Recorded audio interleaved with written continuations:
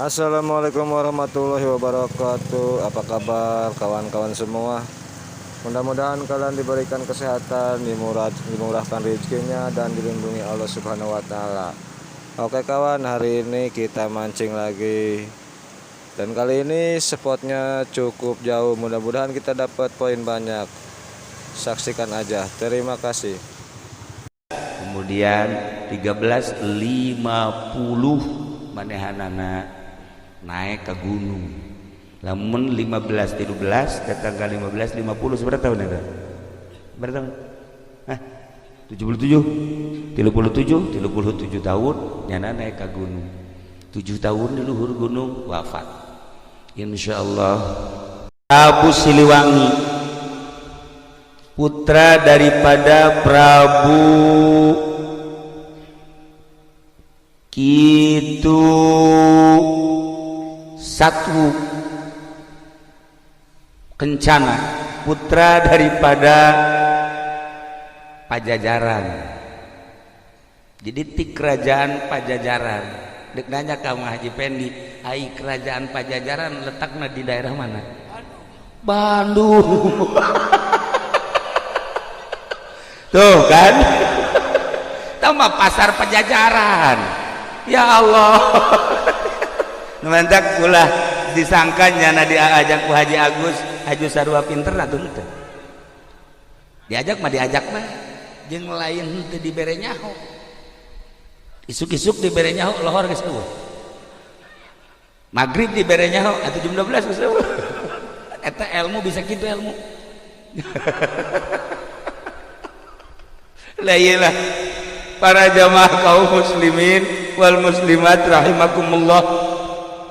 Singkat nabai ya mah tahun 1315 Masehi diangkat Prabu Kian Santang jadi panglima perang. Kulantaran nyana diangkat jadi panglima, nyana neangan musuh di Bogor sahanu jago, di Jawa Barat sahanu jago, di luar Jawa Barat sahanu jago. Bebejalah kabapana Prabu Siliwangi, abah kula diangkat jadi jelema sebagai panglima perang. Asana datang ke saat ieu can nyaho ka getih kula, hayang nyaho ka getih kula, tunjukkeun bejakeun saha nu panggagahna khususnya di Jawa Barat, umum nama di Indonesia atau di dunia.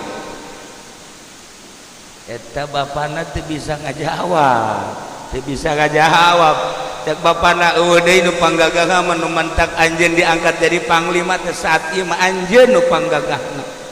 Eueuh deui. Perang jeung sahabat ge moal anu mahi ka anjeun mah. Keur ngobrol kitu jol aya aki-aki. Cek aki-aki teh ulah kitu sebab dunia lain Indonesia doang. Kerajaan lain di Indonesia hungkul besi hayang nyaho nu gagah ieu panggagahna sadunya eta ayana di Mekah. Ngaranna saaki? Ngaranna Sayyidina Ali. Barang geus gabejaan kitu les eueuh aki-aki. Nyana terus bae neangan jalan ke Mekah yang gapanggih jeung Sayyidina Ali. Padahal Sayyidina Ali teh kapan geus maot jauh. Iyalah kehebatan Sayyidina Ali. Karramallahu wajhah. Di alam barzakh nyana mah bisa muncul.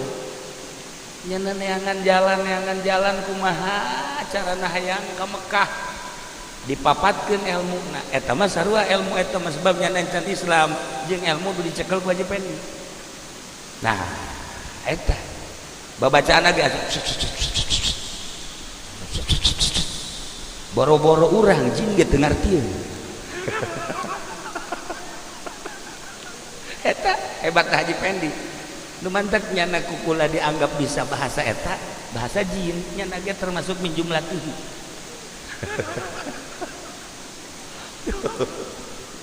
Akhirnya dibaca babacaan eta langsung sehiber datanglah ka Jeddah.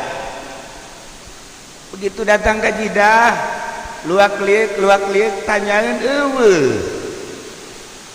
Begitu tanyain eueuh ka saha, ieu nanya, katinggali di kejauhan aya aki-aki.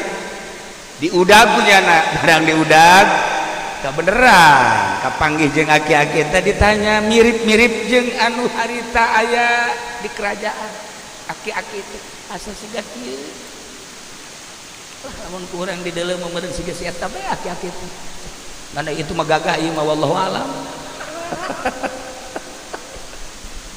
Tah barang nanya, "Aki, hari ieu nagara naon?" Jidah.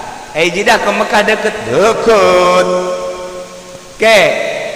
Cak Aki emang aya naon kulah yang kapanggih jeung ngaran Sidina Ali Bejana pangjagona. Bener cek yana. Bisa mun hayang kapanggih, lain bisa deui hayu dianter. Nah, lamun Aki daek dianter ulah bunga luar biasa. Ya anter. Ayo dianter lempang sekitar 50 meter cek si Aki. Aduh, hampura jang. Tungket Aki tadi tuh diurut ngobrol kurang tinggalin coba pang mawahkeun tadi pang mawahkeun cepet lompat langsung aya tungketna di dinya dicabut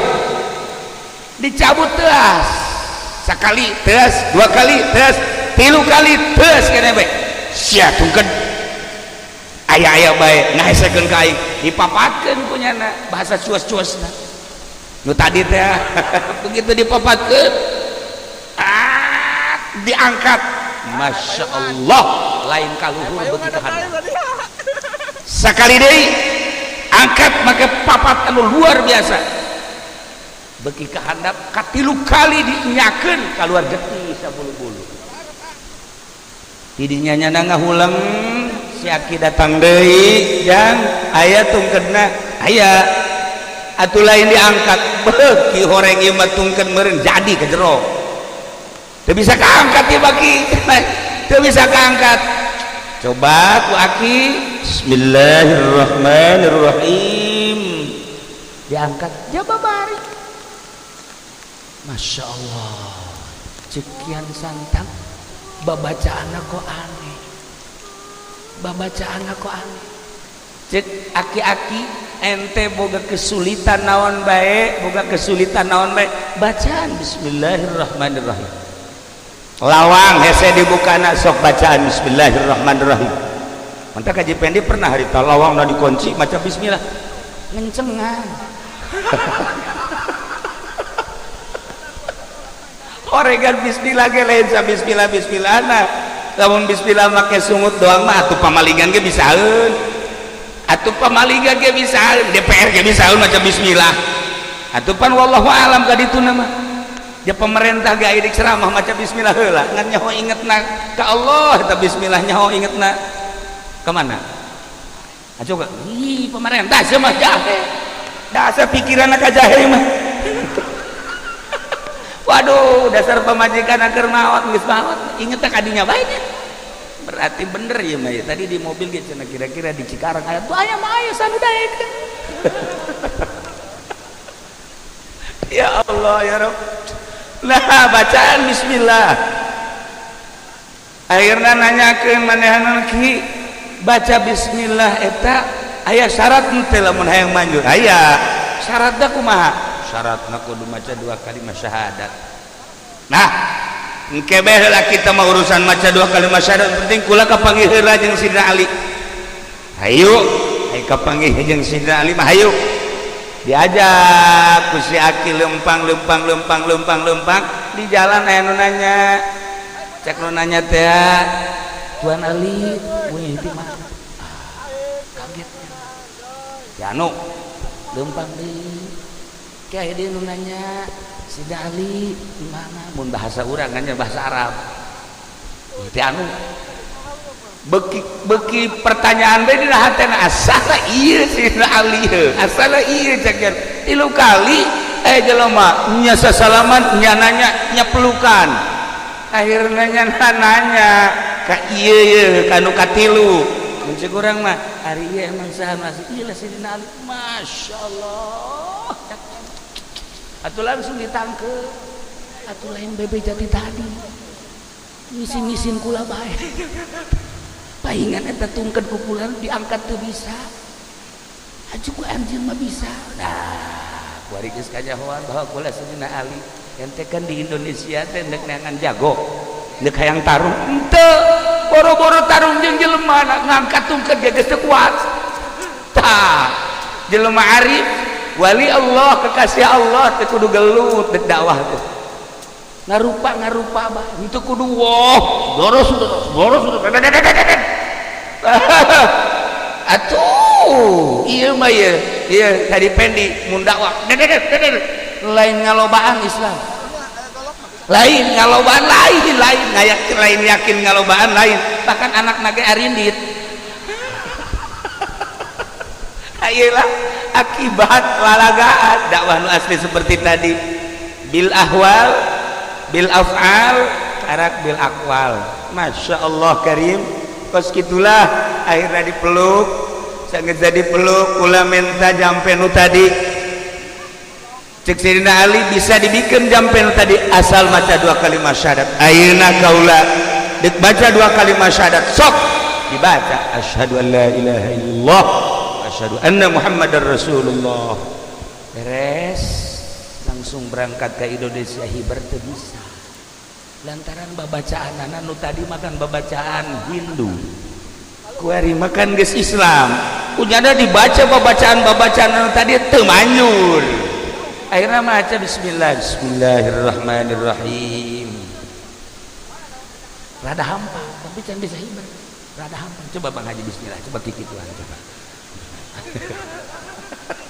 baca sekali baca 2 kali 3 kali dibere cara ku Sayyidina Ali hei anjeun teh ayeuna geus Islam deuk hiber ka Indonesia moal bisa make bahasa jeung wirid anu sok dipake ku anjeun bacalah bismillah jeung bacalah ieu wali bejakeun anu ieu nama bismillah na baca 9 kali ulah napas tambahan baca ieu perem sok berangkat dibaca sesuai jeung perintah Sayyidina Ali datanglah ke Bogor tidinya menghadap ke bapakna bebeja bahwa kaula selama ieu teu aya nang tangan Sayyidina Ali nu gagah teh ternyata lain sembarangan horeng gagah teh gagah zahiran wa batinan kula geus asup Islam bendulah Prabu Siliwangi akhirna indit Prabu Siliwangi geus indit tetep bae anjeunna kan diangkat jadi panglima terus dakwahnya terus ngajakan Islam ngan harita aya jelema nu ngomong Prabu ari anu Islam mah biasana sok disundatan nah cek kula ge inget kula ge harita ku Sayyidina Ali disundatan cek cenah maka wari ente nu pageula disundatan mangga disundatan kunyana disundatan kabeh henteu disesakeun jeung pamajikanna jeung tunggul-tunggul bea kabeh didinya lah langsung ngagoler bae atuh kabeh bea maka pas di daerah anu di Sundatan paeh teh eta teh lemburna ngaranna Islam Salam nah atawa Islam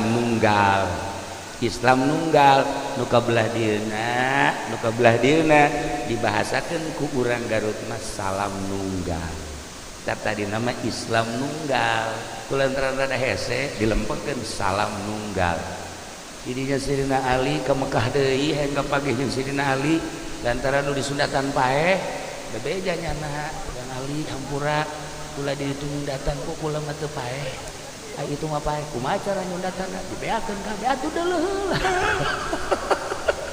deuleuh nu maneh beak henteu atuh ulah kabeh maka dibere cara nyundatan ku Sayyidina Ali netalah seperti pengkong-pengkong nu baraheula akhirnya langsung merdeka Indonesia kujada di Sundatan simpen nah inilah sejarah nyundatan di samping eta Prabu Siliwangi kaditu deui guguru nyundatan oge guguru keislaman untuk keyakinan supaya mantap deui nyana di itu diganti ngaranna nu tadi Prabu Kian Santang diganti ku Srina Ali menjadi Sunan Rahmat. Sunan Rahmat baliklah ke Indonesia. Begitu balik ke Indonesia manehanana terus dakwah nyundatan terus manehanana bebeja ka bapana Prabu Siliwangi diajak Islam tetap kedae sekali dua kali tilu kali ketika Sunan Rahmat keluar dakwah Prabu Siliwangi manehanana dengan bahasa manehanana meminta ka karuhuna supaya kerajaan dirubah menjadi hutan. Maka seketika etalah embung-embungna asup Islam Raja Pajajaran dirubah sakicep menjadi hutan. Konon anu kuari terkenal hutan tersebut adalah nu aya di Bogor ngaranna karang aja tadi nu di Bogor teh nu sok kaditu ka dari itu jalurna leuweung teh leuweung naon lain ya atuh put naon wahaya lu di Bogor sok rame Masya Allah teh si ukanya jasanya nah aya jauh di bejaan etalah para jamaah kaum muslimin wal muslimat rahimakumullah akhirnya balik Sunan Rahmat ka kerajaan berubah menjadi hutan nyana mohon ka Gusti Allah supaya bapakna muncul berubah menjadi maung. Nah iyalah nyana dumadeheus ka Gusti Allah ya Allah ya Rabb ieu teh maung lain sa maung ieu teh abah kula coba supaya bisakeun ngomong Gusti Allah maung dibisakeun ngomong akhirna walaupun wujud maung diajakan ku Kian Santang nu geus berubah menjadi Sunan Rahmat supaya maca dua kalimat syahadat tidinya nyana tetap godeg diudag ditepak ku Sunan Rahmat lompat terus diudag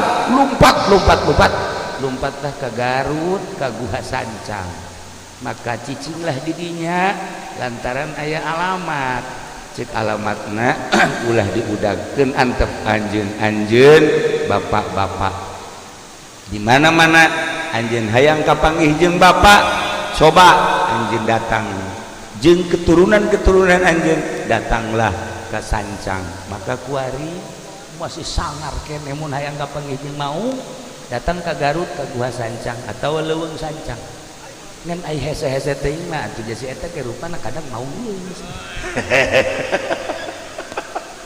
kadang-kadang mau enak ge sarua bae. Nah, ya mau tutul berenya. Itulah para jamaah kaum muslimin wal muslimat rahimakumullah. Akhirnya baliklah Sunan Rahmat ka Pajajaran nu geus berubah menjadi leuweung nyana nyokot taneuhna saenggeusna nyokot taneuh dikuatin ke peti sekitar segede kieu petina ye dibawa ku nyana hasil istikharah manehanana ieu peti nu geus aya taneuhan bakal jadi ciri di mana peti ieu godeg teh oyag-oyagan robah berarti kula cicing didinya tafakur sampai maut dibawalah ke Gunung Tasikmalaya ditenden didinya selama 1 minggu terobah tegodeg dibawa deui ke Gunung Cirebon Gunung Ciremai dibawa ditenden deui di hareup nyana bertafakur ke Gusti Allah saminggu cicing bae terobah tegodeg dibawalah ke Gunung Suci Garut ditenden kakarak sapeting doang ieu geus godeg. Nah berarti kaula kudu cicing di dieu dirobah godeg teh menjadi godog.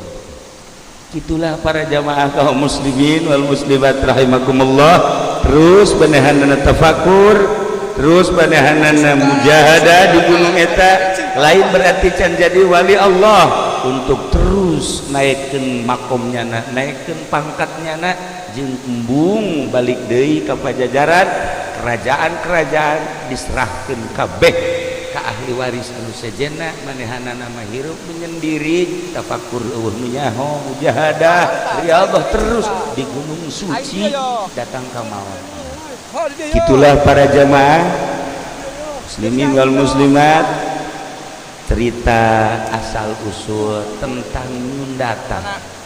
Berkeliaranlah akhirnya guru-guru anu bisa nyundatan asli nanti Sunan Rahmat, terus ke Karawang, terus ke Cikarang, terus ke Tangerang, terus ke Serang, terus ke mana-mana baheula mah di Sundatan sekaligus aya babacaan khusus di Sunan Rahmat ini tunat Sayyidina Ali karramallahu wajhah.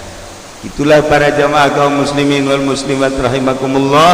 Maka mautlah anjeunna di luhur gunung suci godog kita tadina godeg, kemudian aslina nyana ngaran Prabu Kian Santang, dirobah diganti ku Sayyidina Ali menjadi Sunan Rahmat Suci Godog, berarti keturunan Pajajaran. Nah iyalah anu terus dakwah.